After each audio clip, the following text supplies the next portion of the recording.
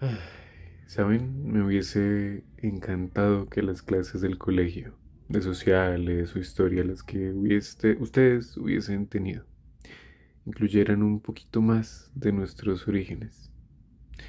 Siempre me sonó un poco extraño que simplemente llegaron unos tipos, invadieron y ya tenían todo arreglado. Provincias, pueblos, casas, economía, política. Siempre quedó la duda. ¿Cómo fue el proceso de invasión a las Américas? O para ser puntuales, en mi contexto, ¿cómo ocurrió este proceso de invasión en Colombia? Yo soy fiel creyente de las causas y de los efectos. Y es que el colombiano en ocasiones dice, así somos, somos colombianos o incluso nos emberracamos, nos enojamos con otro colombiano y llegamos incluso a tachar su procedencia. Por ejemplo, yo he llegado a escuchar a algunas personas que dicen, Ash, este man de pronto es de la costa. O también he llegado a escuchar, este tipo está como bravo, de pronto es santanderiano. Pero, ¿acaso estas diferencias tienen un origen? ¿Sería posible ahondar un poco en esta historia que parece olvidada?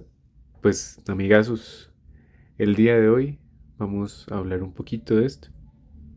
Hola, mi nombre es Julián y así como tú, me he encontrado con estas preguntas. He decidido aventurarme a conocer más de mi país y pues para ello decidí leer. Y pues sí, sonará un poco aburrido. Normalmente la gente que dice que quiere conocer a su país se va de viaje, pero en este caso era imposible viajar al pasado. O si no, pregúntenle a Stephen Hawking y pues nadie le llegó a esa fiesta. Antes de iniciar, cabe aclarar que no soy ningún estudioso de las ciencias sociales. Soy apenas un joven que recientemente se graduó de biólogo, pero claro, me interesan otros temas. Por ello, procuro aprender de aquellos cuya vida está rodeada de cosas particulares. O en pocas palabras, procuro aprender de los que saben.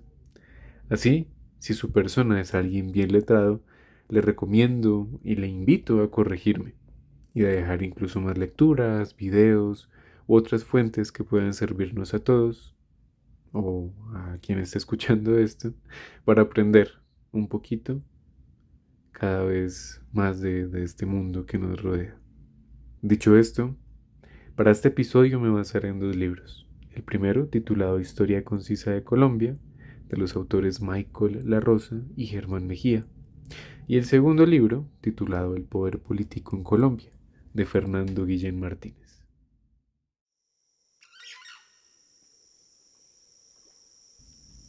Primer capítulo. El español sin su América.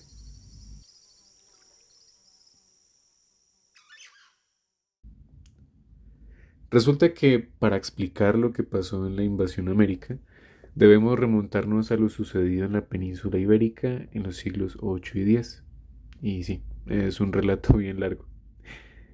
En esta época se libraba la reconquista asturiana, donde los reinos cristianos que hoy comprenden Portugal y España peleaban contra musulmanes para recuperar su territorio. Este conflicto dio como vencedores a los cristianos, quienes fundaron el reino de Asturias. Pero no bastaba con el reino, debían expandirse.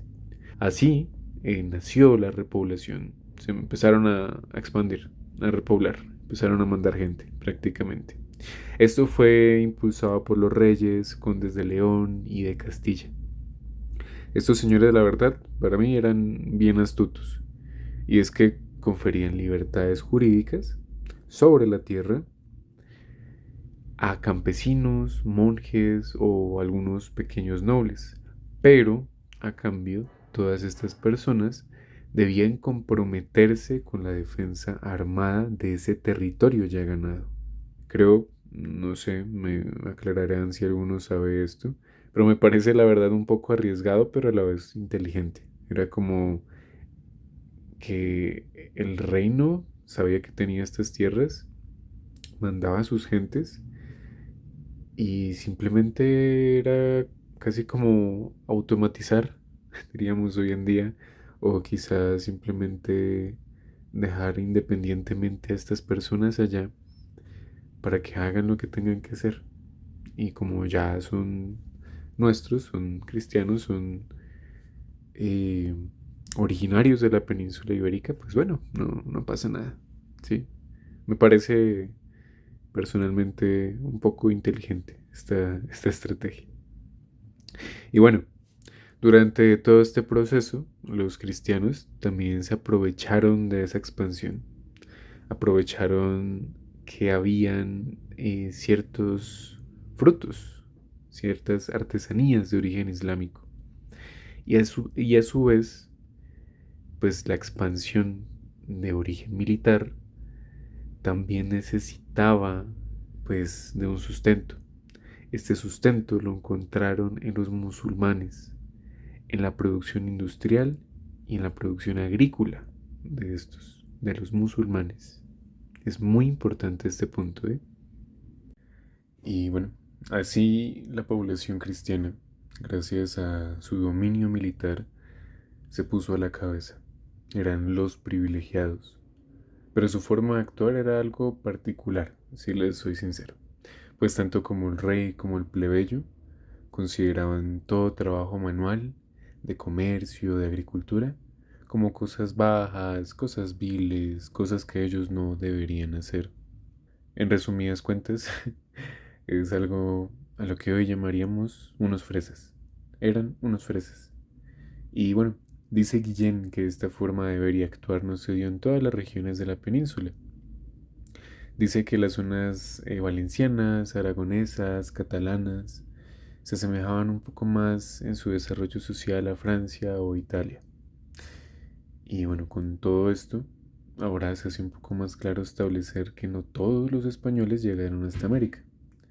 Algunos eran de procedencias distintas y de trabajos variados.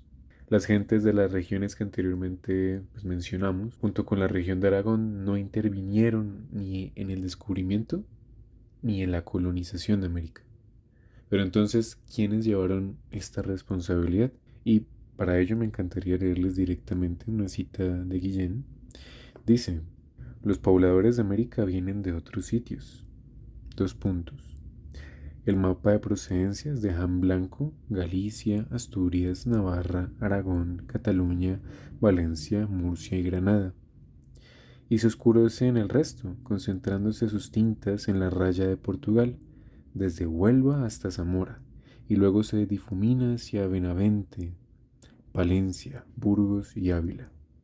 El centro de Sevilla, que junto con Huelva aportan el 30% de los que se van y que con Badajoz, Cáceres y Salamanca forman exactamente la mitad de la población pasajera. Dice, el mayor contingente lo da Extremadura, y es fácil de explicar si advertimos que el descubrimiento es una continuación de la reconquista.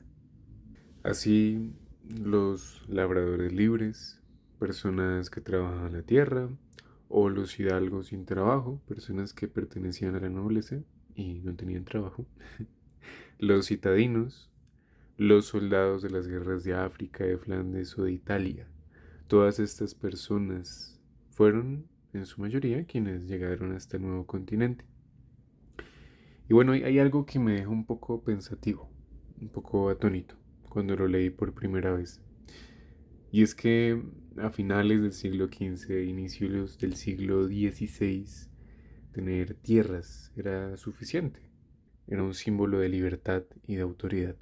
Pero ojo a lo siguiente, y es que se quedaban allí, no había ningún trabajo agrícola.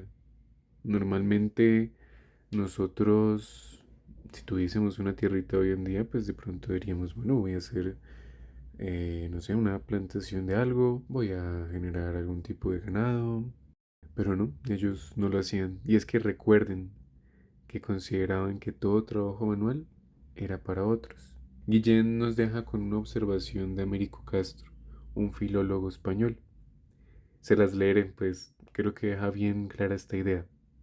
Dice, el español fue el único ejemplo en la historia occidental de un propósito de vida fundado en la idea de que el único digno oficio para un hombre era ser hombre y nada más. Pues bien, así se entiende, espero que se entienda, que ostentar la tierra es una forma de grandeza para estos individuos. para la persona que la tiene. Y no solo la tierra, sino que esto también se traduce al oro. Para ellos la riqueza metálica era un valor meramente militar e incluso daba superioridad sobre los demás. Toda esta autopercepción también estuvo acompañada del ser cristiano. Pues para ellos ser cristiano no era simplemente una condición de pronto moral o un poco más tema espiritual o fe, como lo vemos hoy en día, sino que era una experiencia militar, algo más político. Y por ello reducían a aquellos que no eran cristianos. Y pues bueno, con todo esto nos podemos dar una idea de que se perseguían valores individuales y como algunos no podían darse el lujo de obtener todo esto, pues ven en este nuevo descubrimiento, en nuestras nuevas tierras, una oportunidad para escapar. Sería algo así como un instante de vida en el que no tendrían problemas económicos ni preocuparse por lo que pasó antes. Una nueva vida, prácticamente. Y, claro, todo esto se afianza cuando ya no había más que saquear de los musulmanes.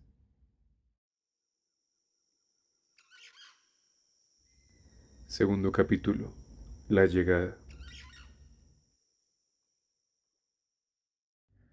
La Rosa y Mejía relatan que los primeros en divisar tierras de la actual Colombia fueron tres hombres. Alonso de Ojeda, un noble empobrecido con habilidades militares, Juan de la Cosa, un marinero y cartógrafo, y Américo Vespucci o Vespucio, así lo conocí en el colegio. Este señor era un comerciante que personalmente no sabía que había trabajado para los Medici. La verdad, debió haber sido alguien muy importante en aquella época.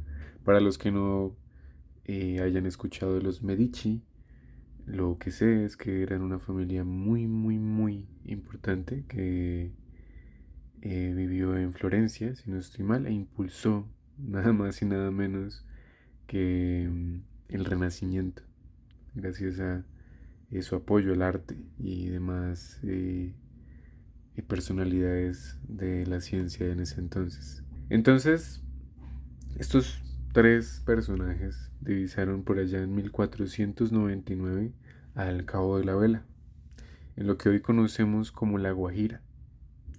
Y pues no sé si en algún momento se habían preguntado cuál fue la primera ciudad de Colombia, o para darle el contexto de la conquista, cuál fue la primera ciudad o asentamiento de los españoles aquí. Pues, ¿cómo les parece que Alonso de Ojeda, quien era gobernador de la Nueva Andalucía, en ese entonces la Nueva Andalucía era un territorio que hoy comprendería desde el Urabá hasta el Cabo de la Vela? Este señor fundó en 1510 San Sebastián de Urabá. Pero no todo es color de rosa, pues también existían allí y habitaban allí indígenas.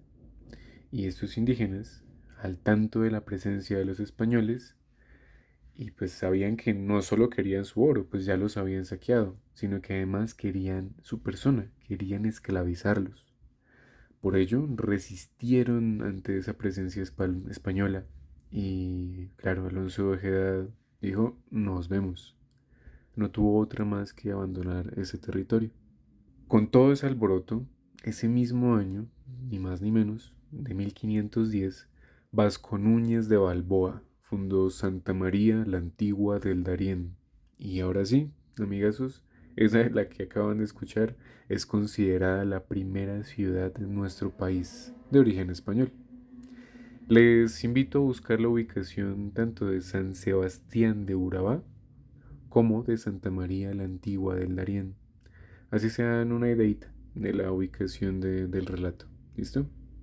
Entonces, además de una gran biodiversidad, los españoles se encontraron con una gran cantidad de pueblos, cada uno con sus prácticas y formas de habitar. La Rosa y Mejía describen al continente americano a inicios del siglo XVI como un territorio que ya había sido habitado por 20 a 30 mil años. Recordar que el ser humano, lo que conozco y me corregirán, que habita las Américas o que habitó las Américas por gran tiempo, viene desde el estrecho de Bering, ¿Listo? Si no les suena esta historia, sería bueno si yo la contara. O si incluso pudiesen eh, también buscar. Está bien buscar. ¿Listo? Entonces, todas estas sociedades estaban dedicadas a la caza, a la recolección, a la horticultura, o sea, a cultivar las plantas y a la elaboración de objetos en cerámica. También habían muchos otros pueblos que se dedicaban a los textiles o al comercio con otras comunidades o a la minería. Mejor dicho, en general eran sociedades con un gran conocimiento de las riquezas de su propio territorio. Y pues claro, algo sumamente importante es conocer que había pueblos que podían ser sedentarios, ubicados mayormente, según Guillén, en la región andina colombiana, y pueblos que podían ser o tender a prácticas nómadas. Estas particularidades, esto entre ser o bien nómada o ser más sedentario, va a ser sumamente importante para el español, pues la forma de habitar el mundo de los indígenas también definió el destino de los españoles. La cosmovisión fue fundamental para formar a lo que hoy llamamos Colombia. Y bueno, espero les haya gustado este pequeño relato. Recuerden que su humilde servidor no es más que un biólogo chiquito y la próxima vez que nos escuchemos vamos a hablar sobre la relación entre el español y el indígena. Vamos a hablar de un sistema llamado la encomienda, que fue fundamental para levantar los cimientos de esta nación. Pues bien, espero que la pasen rico, que coman bien, no trasnochen mucho, ¿eh? Y recuerden, el sueño es vida y la vida hay que disfrutarla. Chao, chao.